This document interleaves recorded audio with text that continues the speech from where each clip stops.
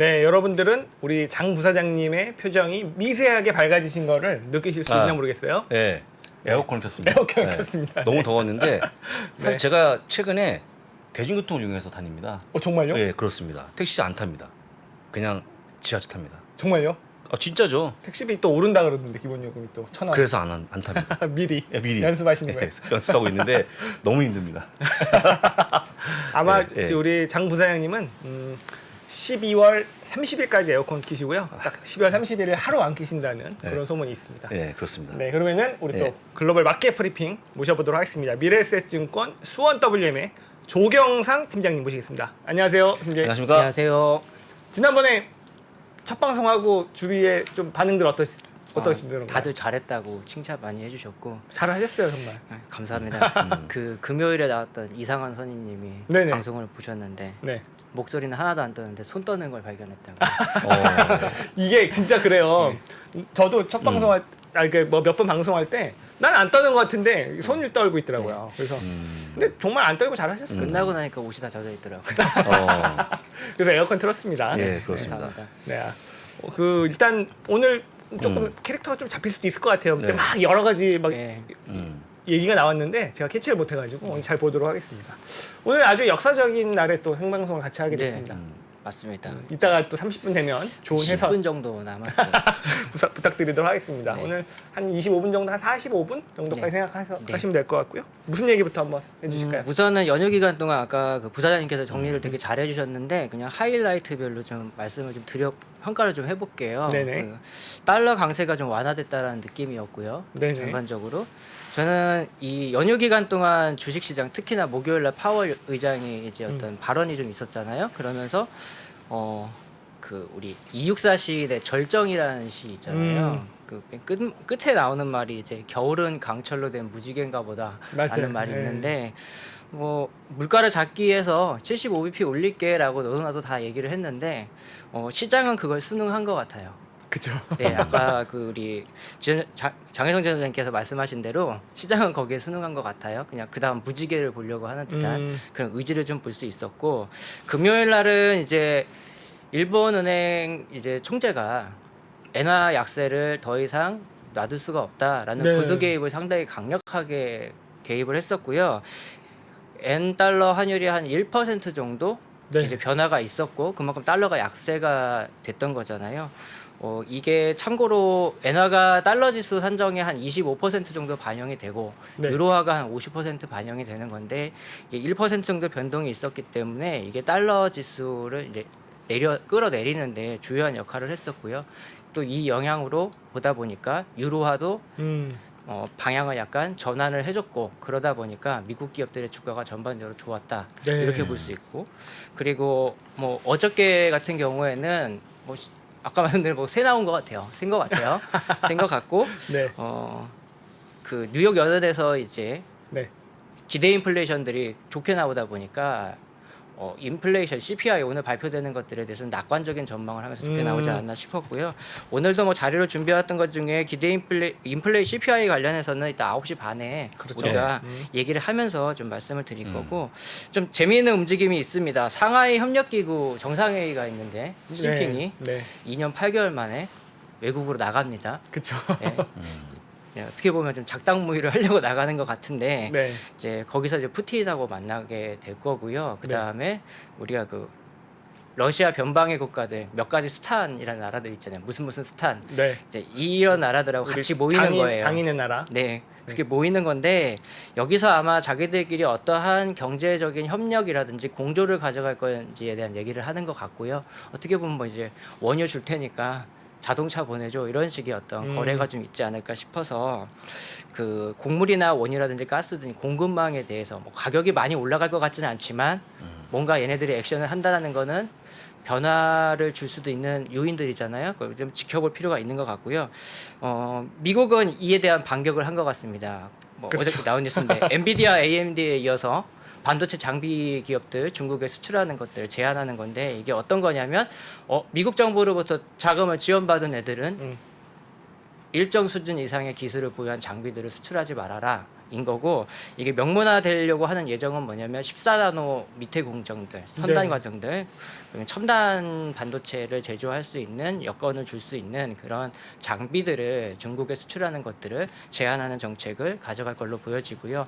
우리나라 반도체 기업들은 상당히 좀 갈등을 많이 할 것 같다라는 생각을 좀 해봤습니다. 그렇죠. 제가 이제 시장은 이렇게 조금 정리를 좀 해봤고요. 그 이번 달에 어떤 이슈가 있을까 좀 생각을 해봤어요. 이번 달이요? 네. 네.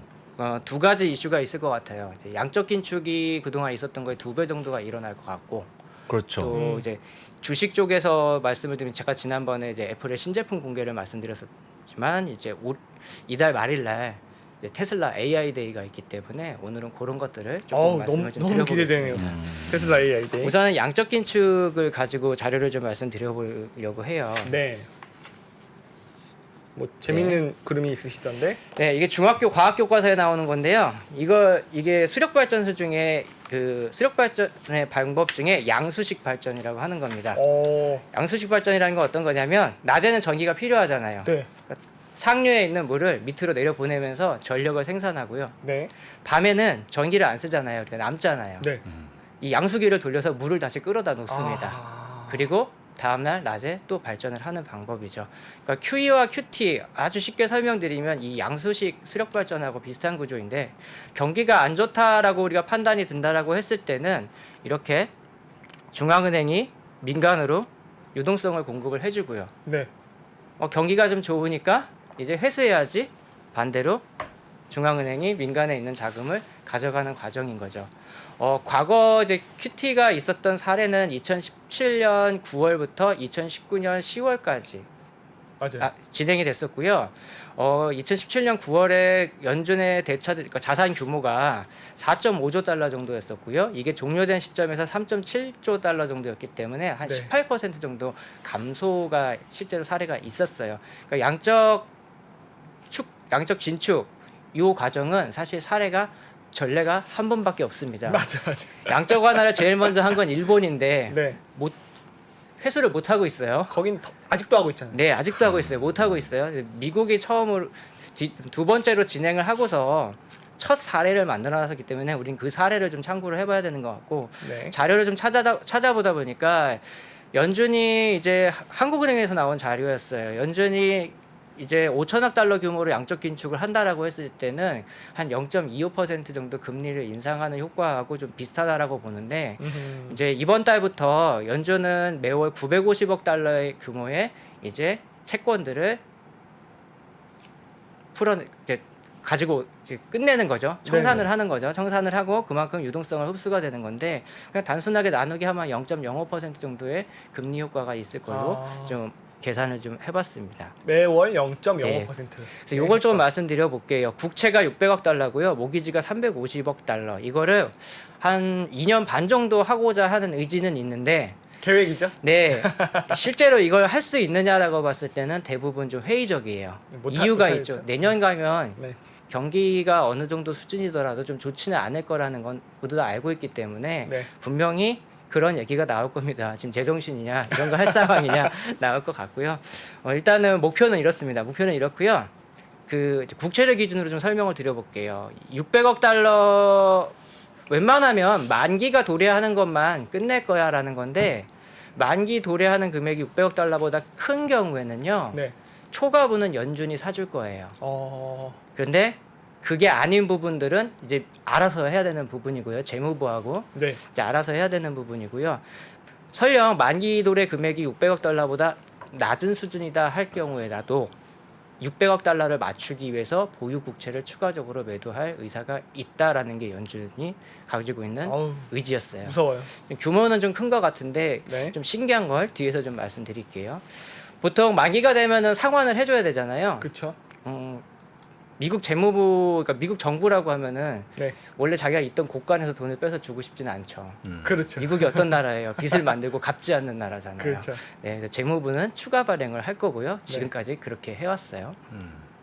그래서 우리가 근데 이걸 대차대조표 축소라고 하는데 이 과정을 좀 한번 좀 이제 우리가 이해하기 쉽게 좀 바꿔봤습니다. 네. 자, 이거 연준의 대차대조표, 자 국채가 있고 뭐 이렇게 쭉 다 있어요. 네. 설명을 드려보겠습니다. 국채가 만기가 되면 연준에서 사라지죠. 그렇죠. 정부가 가지고 있던 부채였던 국채도 사라집니다. 그렇죠.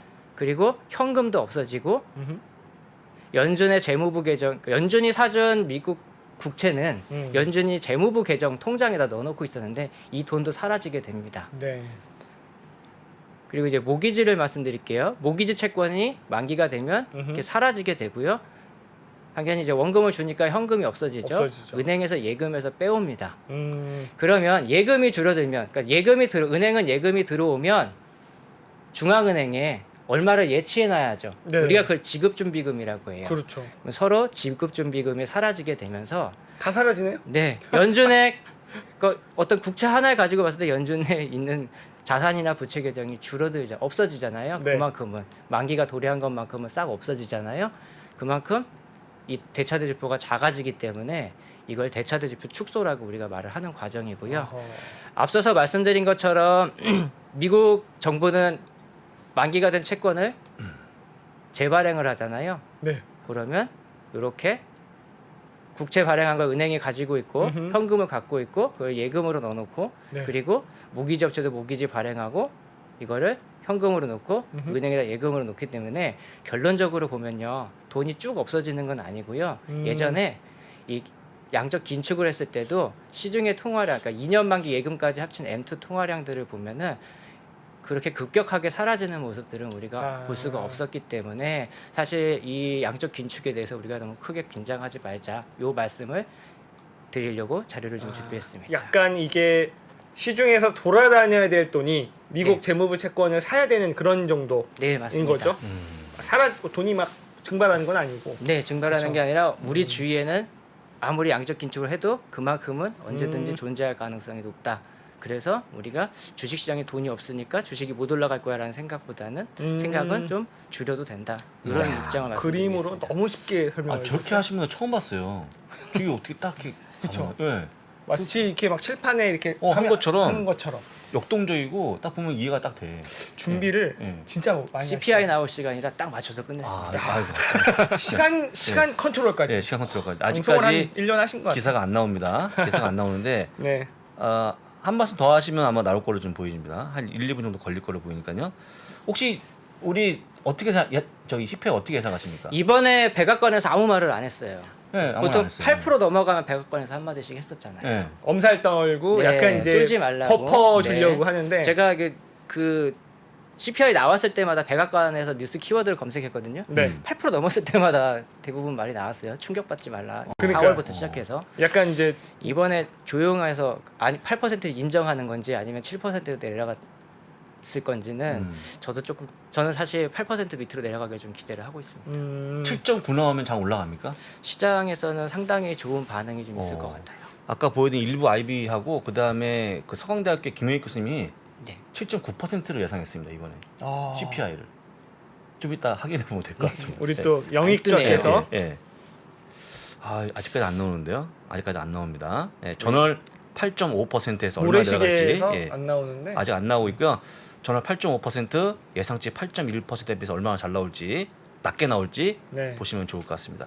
이미 장이 올라가기 때문에 어이구 나왔습니다. 나왔네. 나왔습니까? 와, 장난 아니다. 미국 선물 빠지는 거 봐. 근원 소비자 물가 지수가 6.3이 나왔네요. 와, 이게 6.1% 예상치 대비 네. 6.3%. 네, 근원 예. 소비자 물가 지수 이렇게 나왔고요. 소비자 물가 지수 8.3 나왔네. 헤드라인. 지난달보다 높게 나왔네요. 8.3은 8.5에서 8.3으로 줄긴 했는데 네. 예상치 8.1보다 높네요. 와, 네. 이거 그러면 약간 충격적인 거. 아까 보여드린 IB의 상단에 나왔던 그래서 BMO에서 네, 8.3%. 시장이 한 1.59% 떨어지고요. 저 사실 이럴 거라고 기대는 안 하고서 만든 물가 지수와 관련된 자료가 있는데 좀 설명을 좀 드려볼게요.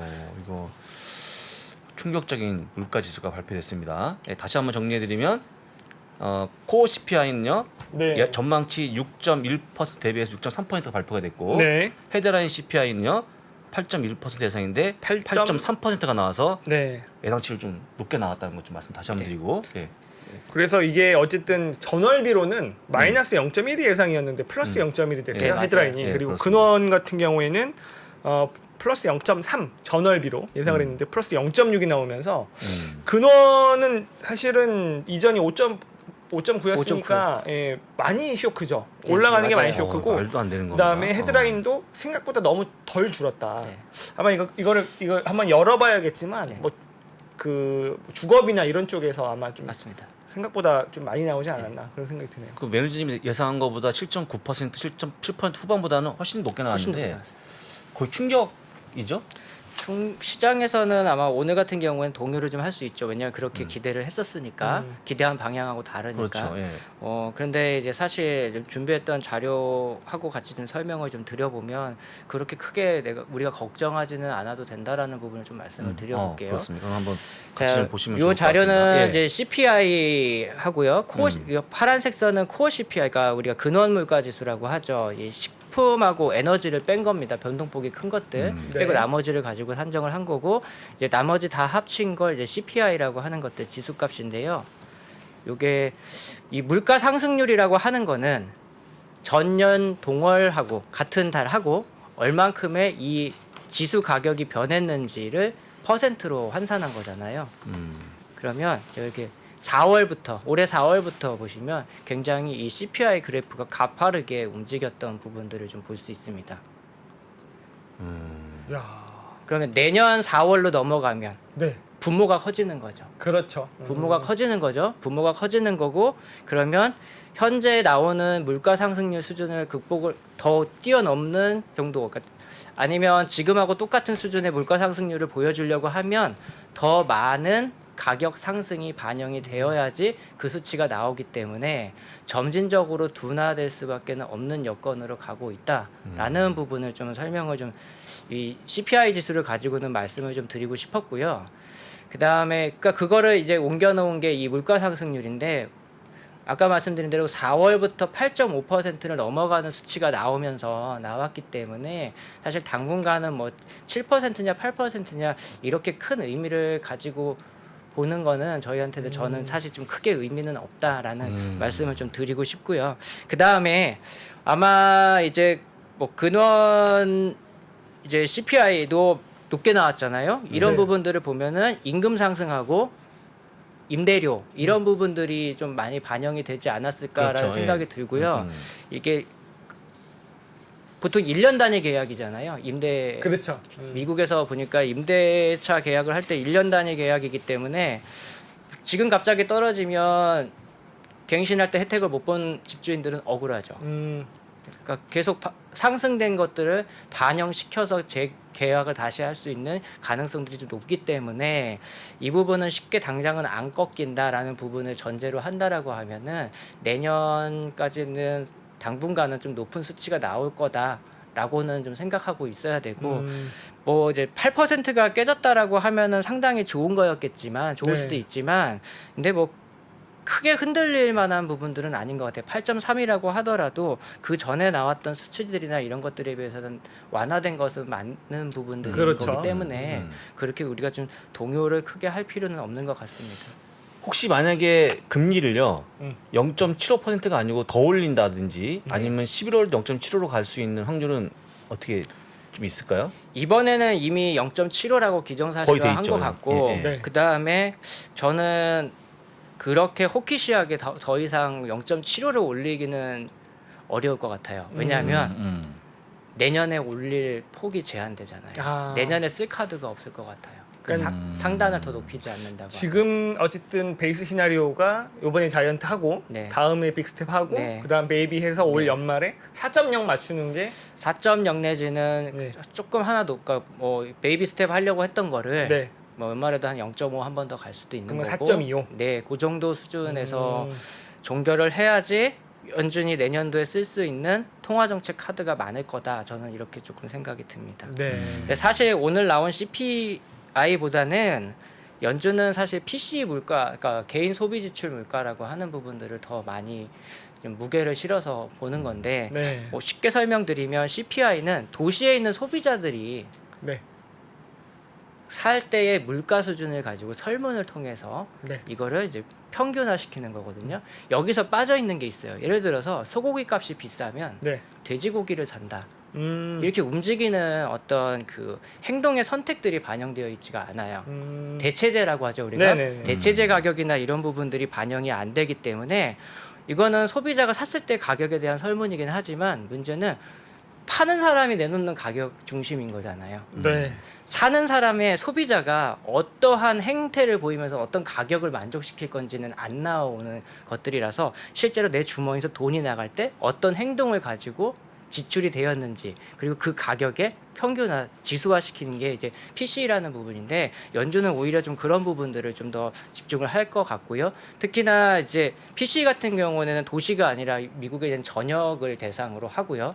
정부가 개인 대신 구매하는 가격이나 물품의 가격들도 모두 반영을 하기 때문에 좀 더 넓은 의미에서 물가를 좀 볼 수 있어서 전 사실 이달 말일날 나오는 PC를 좀 보는 게 낫고 그리고 어차피 이번 달에는 CPI가 얼마가 나오든지 간에 0.75는 자이언트 스텝은 정해져 있던 부분이기 때문에 그렇죠. 크게 동요하지는 않으셨으면 좋겠다. 오히려 그냥 PC를 좀 더 기다리자.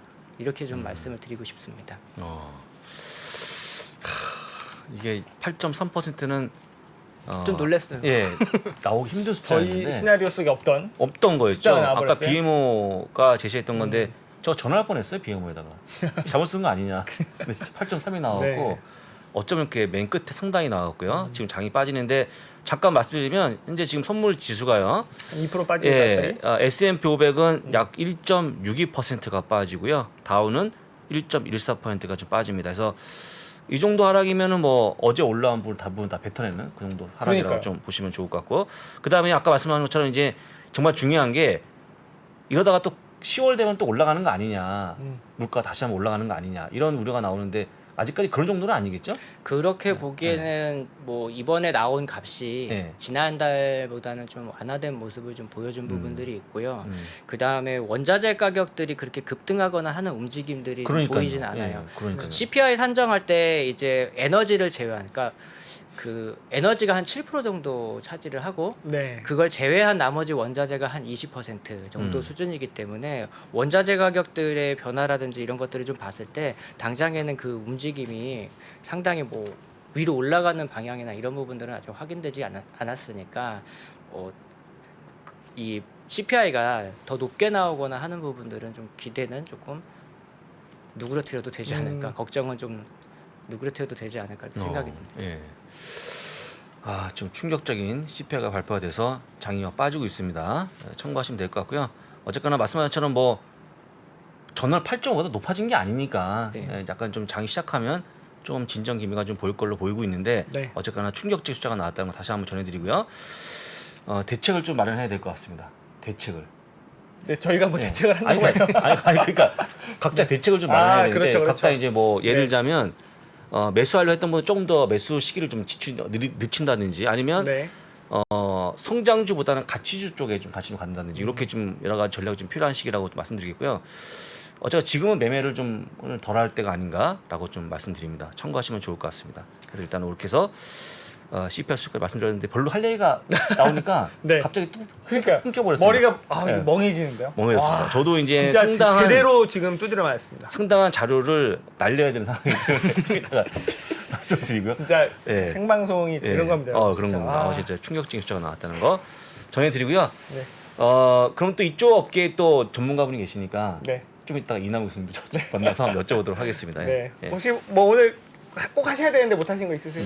네, 그 지난번에 제가 애플을 네. 한번 준비를 해왔었고, 애플. 이제 아까 말씀드린 대로 이번 달 이제 9월 30일 날 네. 테슬라 AI 데이가 있는데 이제 테슬라에 대한 얘기를 좀 해드리고요. 네. 지난주에 애플이나 뭐 오늘 말씀드린 테슬라나 이 특정 종목을 뭐 투자를 권유하거나 하는 네. 것들을 말씀드리는 게 아니라 기본적으로 이 기업들이 가지고 있는 매력이라든지 이런 부분들을 좀 객관적으로 좀 말씀을 드리고 이제 진행하는 부분 먼저 말씀을 드리고서요. 네. 자료를 좀 보시면요. 네. 제목을 좀 특이하게 좀 지어봤어요. 제목을 좀 특이하게 지었는데 차 떼고 장기를 투자. 차 떼면은 지는데. 그러니까 테슬라에서 이제 자동차와 관련된, 네. 그러니까 전기차와 관련된 경쟁력이라든지 이런 것들에 이제 몰입돼서 얘기를 하시는 분들이 상당히 많은데, 네. 전 테슬라가 이제 우리 엔비디아 하면 엔비디아에서 자율주행 이제 그 수익 있잖아요. 네네. 장래의 큰 수익원이라고 우리가 생각하고 있잖아요. 기대하고 그렇죠. 있죠. 이제 그런 식으로 봤을 때 테슬라가 가지고 있는 다른 수익 모델에 관련된 분위기고요, 얘기고요. 이제 AI 데이하고 관련지어서 말씀드렸는데 우리가 테슬라의 자율주행 시스템을 이제 FSD라고 하잖아요. 그렇죠. 이거에 대한 평가가 사실 되게 엇갈려요. 엄청 네, 가리죠. 엄청 엇갈리죠. 이걸 가지고 이제 평가하시는 투자자분들도 많으시고 음. 고객님들도 많으신데 지금 테슬라는 이 FSD라고 하는 방식의 메커니즘을 가지고 이 자율주행에서만 돈 벌려고 하는 건 아니다라는 걸 말씀을 드리려고 하는 거예요. 그래서 오늘 준비한 거는 차 떼고 네. 장기를 두자인데 우리가 흔히 VPP 이제 가상 발전소라고 하는 방법이 있습니다. 네. 이걸 그림으로 설명을 좀 드려볼게요. 이제 여기 풍력 발전, 수력 발전, 뭐 태양광 발전 등 발전소와 관련된 이런 발전 개념들이 있으면 이 가상 발전소를 통해서 제어 시스템과 연결되어 있고요. 전기를 네. 생산하는 거죠. 이 전기차는 뭐냐? 전기를 저장하는 겁니다. 그리고 이동이 가능하죠. 네. 그럼 이 제어 시스템을 통해서 전력이 필요한 곳에 연결을 해주는 거예요. 어떻게? 효율적인 가격으로. 그러니까 기존 전력 발전의 문제가 뭐냐면 원거리에서 전력 생산을 하고요. 네. 그 전기가 장거리를 이동해서 오는 거잖아요. 그렇죠. 그럼 우리가 흔히 전기에서 배웠던 저항이라는 게 있습니다. 음흠. 저항에 의해서 전력이 소실이 돼요. 그래서 효율이 떨어지는 거죠. 그게 문제고요. 그래서 발전소를 더 짓자라는 의견이 아니라 오히려 야 이거 잘 담아갖고서 전달하면은 발전소 더 짓는 것보다 더 효율적일 수도 있어라는 시각에서 이제 나오는 게 이제 유럽이라든지 대부분의 이제 이런 친환경 발전을 이제 계획하는 쪽에서 이제 많이 내세우는 논리인데요. 거기서 전기차가 상당히 중요한 역할을 하고 있습니다. 그래서 이게 독일이나 일본 같은 경우에는 실제로 전기차는 움직이는 배터리라고 생각을 하고 있어요. 그렇죠. 이게 테슬라도 그런 관점이고요. 테슬라 한 대 들어가는 게 뭐 가정에서 며칠을 쓸 수 있는 5일 정도라고 5일 정도. 저도 그죠? 알고 네, 있습니다. 전기라고 하더라고요. 네. 자, 그런데 실제로 이제 대부분의 전기차를 제조하겠다라고 뛰어드는 자동차 회사는 아직까지는 전기를 받는 네. 소비하는 입장으로 생각하고 있는 경향이 좀 강합니다. 아하, 근데 그렇죠. 분명한 건 이동 가능한 에너지 저장 시스템이다라는 부분이고요. 테슬라의 에너지 수익 얼마 안 돼요. 전체 매출의 한 5% 정도? 5%도 좀 안 되고 있고 자동차가 워낙 잘 되다 보니까 이 비중이 자꾸 줄어들고 있는데 네. 여기서 주목할 만한 거는 테슬라의 에너지 거래 플랫폼인 오토비더라고 하는 겁니다. 그럼 어떤 거냐? 얘네하고 계약되어 있는 배터리를 설치하거나 얘네하고 계약되어 있는 전력 공급자들에게 그 수요자들별로 이제 부르는 가격들이 있을 거 아니에요. 그렇죠. 가장 좋은 가격으로 바로 전기를 보내주는 형태의 어떤 시스템인데 이게 FSD보다는 조금 낮은 단계의 AI거든요. 이게 완전 AI로 들어가요. 하여튼 AI 잘해요. 하여튼 AI 맛집이에요. 테슬라. 그러니까 일론 머스크의 성격상 보면은 이렇게 큰 돈을 투자해놨는데 이거 제대로 장사 못할 때까지 썩혀두기 싫거든요. 그러다 보니까 이러한 오토비더라든지 뭐 로봇도 마찬가지고요. 좀 하위 개념에서 계속 이 AI를 활용할 수 있는 부분들을 쓸 수 있는 여건을 가지고 있는 것들이라서 테슬라라는 회사를 놓고 볼 때 차를 두고 얘기를 하는 것보다 다른 에너지 사업, 보통 에너지 사업하면은 배터리 몇 개 팔았어 이렇게 얘기하잖아요. 그게 아니라 네. 이 오토비더라는 플랫폼을 이용해서 또 다른 외연 확장을 하고 있는 모습들을 봤을 때 얘네들도 성장성이 상당히 뛰어날 수도 있다. 이런 시각에서 한번 접근해서 말씀을 드렸습니다. 테슬라에 대한 또 다른 시각까지 사실 이게 오늘 그 CPI 이슈 아니었으면 되게 좋은 내용인데 여러분들 혹시 귀에 안 들어오셨으면 나중에 좀 차분하게 한번 네. 더 보셨으면 좋을 것 같습니다. 오늘 아주 또 이게 두 번째 방송인데 이런 비상사태를 겪으셔가지고 고생 많으셨고요. 이게 또 다음 주에 또 모셔서 좀 차분하게 네. 또 좋은 내용 들어보도록 하겠습니다. 예. 그러면 우리 미래에셋증권 수원W의 조경상 팀장님 감사합니다. 네, 고맙습니다. 감사합니다. 네, 일단 저희 빨리 뵙고 싶은 분이 예. 있어요. 빠르게 광고 보고 와서 우리 교수님한테 예. 좀 징징대도록 하겠습니다. 네. 매크로가 특히 올해 같은 경우가 매크로가 시장을 뒤흔들고 있어요. 올해 상반기 보시면 기업들이 잘 못했다는 얘기 안 나오죠. 드디어 3프로TV에서 오건영 부부장의 경제 강의가 출시됐습니다. 주가가 떨어지면 이유가 뭘까요? 보통 뭐라고 나와요? 인플레이션 때문에 떨어졌다 나와요. 그죠? 금리 인상 우려 때문에 떨어졌다는 얘기 들어보셨어요? 경기 침체 우려 때문에 떨어졌다는 얘기 들어보셨어요? 이게 뭐죠? 다 매크로예요. 매크로가 시장을 뒤흔들 때가 있어요. 시절이 태평하면 저 같은 사람들이 하는 얘기는 들을 필요가 없어요. 편안하잖아요. 그러면 그때는요, 바텀업 보세요. 포인트예요. 근데 시절이 하수상하잖아요. 시절이. 그럼 뭘 보셔야 되죠? 매크로 쪽에서 나오는 아이디어에 조금 더 주목해서 보실 필요가 있다라는 점, 요걸 좀 기억을 해주시면 좋을 것 같습니다. 3프로TV 경제대학 오건영의 경제를 보는 눈 신규 출시 기념 8월 31일까지 얼리버드 특가로 만나보시죠. 지금 바로 영상 아래 댓글을 확인하십시오.